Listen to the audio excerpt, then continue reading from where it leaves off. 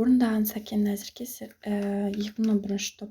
Бұл фармацевтика өнеркәсібінде ғылыми зерттеу институттарында қолданылады. Бұл асқазан ішек жолдарына белгілі бір ортада қаншалықты тез еретінін бақылайды. Бұл сынақ бірнеше күрделі компоненттерден тұрады. Ыдыстар шыны және пластикалық ыдыс материалдар инертті, себебі процеске әсер етпеуі керек. Көбінесе тазартылған су пайдаланылады. Көбінесе дәрінің қасиетіне байланысты. Бұнда магнитті немесе механикалық араластыру жүреді.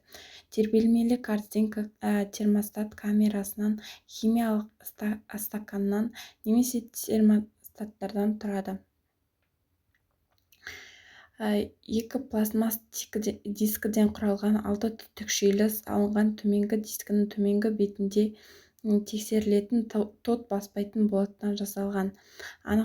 Анықтау алдында термостат камерасына органикалық шыныдан жасалған сақина салынады. Ол химиялық стаканды ұстап тұрады.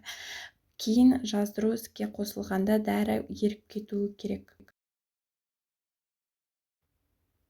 Бұнда водяной баняны қолдану арқылы дискі торында да дәрі қалмауы керек.